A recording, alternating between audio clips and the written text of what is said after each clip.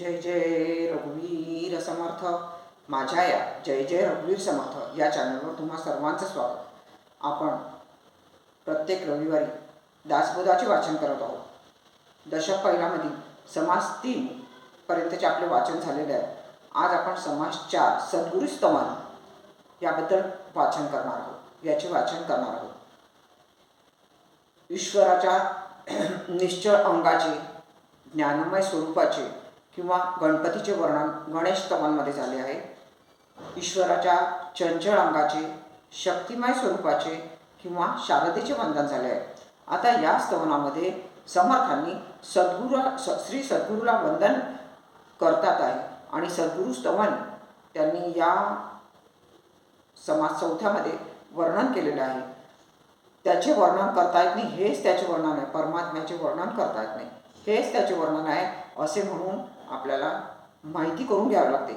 या समासात समर्थांनी सद्गुरु स्तवन याविषयी आपल्याला माहिती दिली आहे.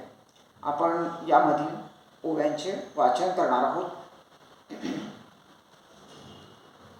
श्रीराम आता सद्गुरु वर्णवेना, जेथे माया स्पर्शोक सकेना, ते स्वरूप मज अज्ञाना काय कळे. न कळे न कळे नेती नेती, ऐसे बोलतसे श्रुती, तेथे मज मूर्खाची मती, पवाडेल कोठे. मज न कळे हा विचारू, दुरुनी माझा नमस्कारू, गुरुदेवा पैल पारू, पावती मज. होती स्तवनाची दुराशा, तुटला मायेचा भरोसा, आता असाल तैसे असा सद्गुरु स्वामी. मायेच्या बळे करी स्तवन, ऐसे वांछित होते मन, माया झाली लज्जाजमान, काय करू. नातुडे मुख्य परमात्मा, म्हणून करावी लागे प्रतिमा, तैसा माया योगे महिमा, वर्णिना सद्गुरूचा. आपल्या भावा सरिखा मनी, देवा आठवावा ध्यानी, तैसाच सद्गुरु हा स्तवनी स्तवू आता.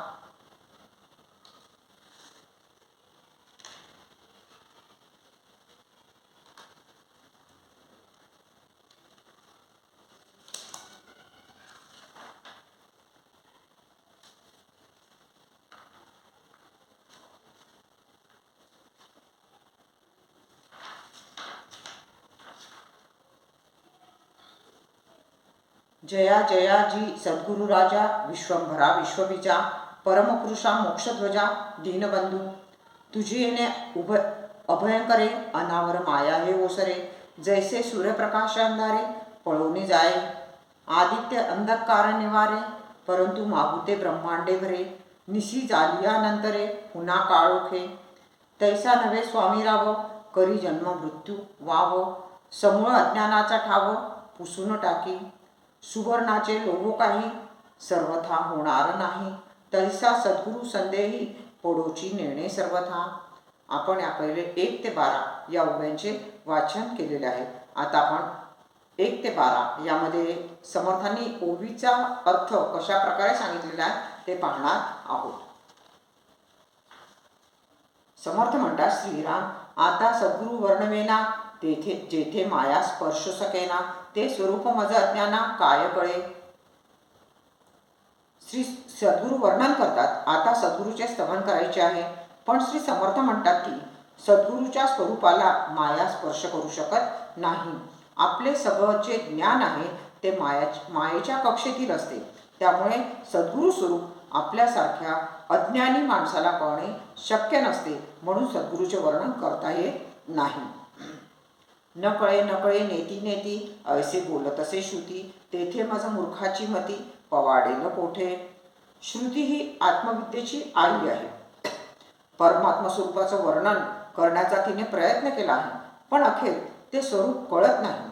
कळत नाही ते असे नव्हे याप्रमाणे बोलून नाईलाजाने गप्प बसली, तेथे आपल्यासारख्या मूर्खाची बुद्धी त्या स्वरूपाचे आकलन कसे करेल.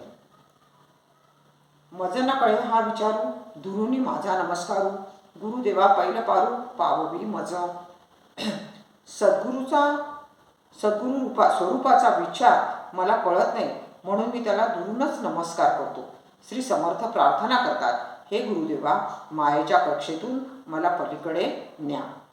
होती होती स्तवनाची दुराशा, तुटला मायेचा भरोसा, आता असाल तैसा असा सद्गुरू स्वामी. मायेच्या साह्याने सद्गुरूचे वर्णन समर्थ करतात. सद्गुरूची स्तुती करावी अशी खरोखर अशक्य आशा मी धरली आहे. ती सफल होण्यास माया मदत करीन असा भरोसा मला होता, पण तो फोल ठरला. मग इतकेच सांगतो की अहो सद्गुरू स्वामी, तुम्ही असाल तसे असा. मायेच्या बळे करी स्तवन, ऐसे वांछित होते मन, माया झाली लज्जायमान काय करू.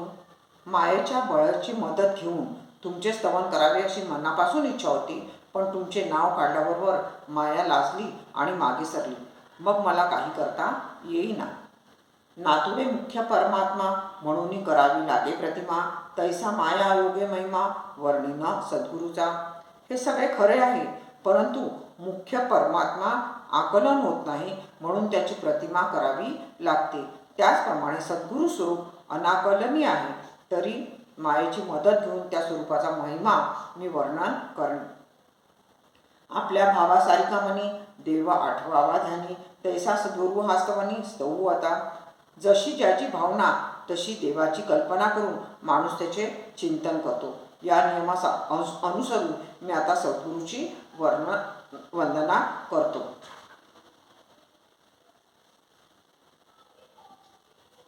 जया जया श्री सद्गुरू राजा, विश्वंभरा विश्वबीजा, परमपुरुषा मोक्षध्वजा दीनबंधू. श्री समर्थांनी सद्गुरूचे स्तवन अशा प्रकारे केले आहे. विश्वाला भरून उरणारा, विश्वाची मूळ, सर्वोत्तम पुरुष, मोक्षाची विजय पताका आणि दीनांचा मित्र असा जो सद्गुरू, त्याचा जय जयकार असो. तुझेने अभयं करे अनावर माया हे ओसरे, जैसे सूर्यप्रकाश अंधारे पळून जाये. सूर्यप्रकाशाची उपमा दिली की सूर्याच्या प्रकाशाने अंधार जसा पळून जातो, त्याचप्रमाणे सद्गुरूचा अभयस्त ज्याच्या मस्तकी राहतो, त्याची कृपा ज्याच्यावर होते, सद्गुरूची कृपा ज्याच्यावर होते, त्याच्यावर असलेला अनावर मायाचा अंमल जो आहे तो नाहीसा होतो. आदित्य अंधकार निवारे, परंतु मागुते ब्रह्मांड भरे. निशी झाली यानंतरे पुन्हा काळोखे. आता या उपमेतील उणेपणा काय आहे? सूर्यप्रकाश असतो तोपर्यंत अंधार नसतो हे खरे आहे, पण सूर्यास्त होऊन त्याचा प्रकाश लोपला की रात्र होते आणि पुन्हा अंधार ब्रह्मांडात भरतो. तैसा नवे स्वामीराव, करी जन्ममृत्यू व्हावं, समूळ अज्ञानाचा ठाव पुसून टाकी. सद्गुरू स्वामी राजा तसा नाही. अज्ञानाला तो मुळासकट उपटून टाकतो, त्याचा ठाव ठिकाणा साफ नाहीसा करतो. त्यामुळे जीव जन्म संदेही पडोची नेणे सर्वथा. शिष्याला सोने आणि सरिता यांची उपमा त्यांनी दिलेली आहे आणि ते म्हणतात, सोने खराब होऊन त्याचे लोखंड कधीच होत नाही, तसे सद्गुरूच्या दासाचे मन इतके शुद्ध असते की त्यात संशय कधीच उत्पन्न होत नाही.